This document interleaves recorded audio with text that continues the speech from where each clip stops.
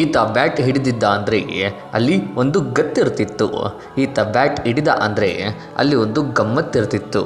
ನಿಂತು ಆಡೋದು ನನ್ನ ಇತಿಹಾಸದಲ್ಲೇ ಇಲ್ಲ. ನಾನೇನಿದ್ರು ಬರ್ತೀನಿ, ಹೊಡಿತೀನಿ, ಒಂದು ಅಡಿಪಾಯ ಹಾಕ್ಕೊಡ್ತೀನಿ, ಹೋಗ್ತೀನಿ.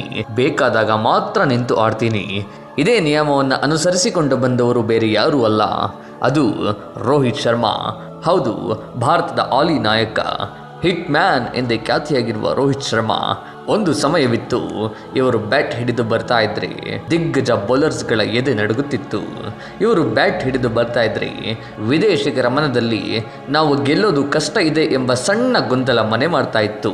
ಇವರು ಬ್ಯಾಟ್ ಹಿಡಿದು ನಡೆದುಕೊಂಡು ಬರ್ತಾ ಇದ್ರೆ ಇಂದು ಭಾರತಕ್ಕೆ ಗೆಲುವು ಪಕ್ಕ ಅನ್ನುವ ಭರವಸೆ ಸಿಗ್ತಾ ಇತ್ತು. ಹೌದು, ಅವರು ಬೇರೆ ಯಾರೂ ಅಲ್ಲ, ಅವರೇ ರೋಹಿತ್ ಶರ್ಮಾ. ಇತ್ತೀಚೆಗೆ ರೋಹಿತ್ ಶರ್ಮಾ ಬಹಳಷ್ಟು ಸುದ್ದಿಯಲ್ಲಿದ್ದಾರೆ. ಅವರಿಂದ ಮುಂಬೈ ಇಂಡಿಯನ್ಸ್ನ ಕ್ಯಾಪ್ಟನ್ಸಿಯನ್ನು ಕಿತ್ತುಕೊಂಡು ಹಾರ್ದಿಕ್ ಪಾಂಡ್ಯರಿಗೆ ನೀಡಲಾಗಿದೆ. ಇದರಿಂದ ಮುಂಬೈ ಫ್ರಾಂಚೈಸಿಯ ಮೇಲೆ ಫ್ಯಾನ್ಸ್ ಫುಲ್ ಗರಂ ಆಗಿದ್ದಾರೆ.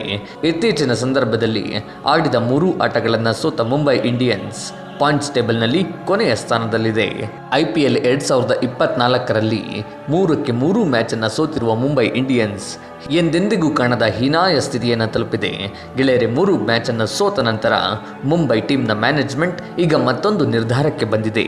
ರೋಹಿತ್ ರವರನ್ನು ಪುನಃ ಕ್ಯಾಪ್ಟನ್ ಆಗಲು ಮುಂಬೈ ಫ್ರಾಂಚೈಸಿಯ ಮ್ಯಾನೇಜ್ಮೆಂಟ್ ಕೇಳಿಕೊಂಡಿದೆ. ಆದರೆ ರೋಹಿತ್ ಶರ್ಮಾ ಇದನ್ನು ಕಡಾಖಂಡಿತವಾಗಿ ನಿರಾಕರಿಸಿದ್ದಾರೆ. ರೋಹಿತ್ ಶರ್ಮಾರವರನ್ನು ಕೇಳದೆ ಕ್ಯಾಪ್ಟನ್ಸಿಯನ್ನು ಬದಲಾಯಿಸಿದ್ದಕ್ಕೆ ರೋಹಿತ್ ಶರ್ಮಾ ಫ್ಯಾನ್ಸ್ ಫುಲ್ ಗರಂ ಆಗಿದ್ದಾರೆ. ಈಗ ಪುನಃ ಮುಂಬೈ ಫ್ರಾಂಚೈಸಿ ರೋಹಿತ್ ಶರ್ಮಾರವರನ್ನು ಕ್ಯಾಪ್ಟನ್ ಆಗಲು ಕೇಳಿದಾಗ ರೋಹಿತ್ ಕಡಾಖಂಡಿತವಾಗಿ ನಿರಾಕರಿಸಿದ್ದಾರೆ.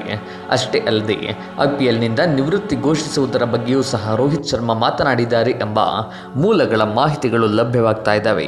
ಗೆಳೆಯರೆ, ನಿಮಗೇನನ್ಸುತ್ತೆ? ರೋಹಿತ್ ಶರ್ಮಾ ಮುಂಬೈ ಕ್ಯಾಪ್ಟನ್ ಮತ್ತೆ ಆಗಬೇಕಾ ಅನ್ನೋದನ್ನ ಕಮೆಂಟ್ ಬಾಕ್ಸಲ್ಲಿ ತಿಳಿಸಿ. ನಿಮ್ಮ ಕಮೆಂಟ್ಸ್ಗಾಗಿ ವೆಯ್ಟ್ ಮಾಡ್ತಾ ಇರ್ತೀವಿ. ನಮಸ್ಕಾರ.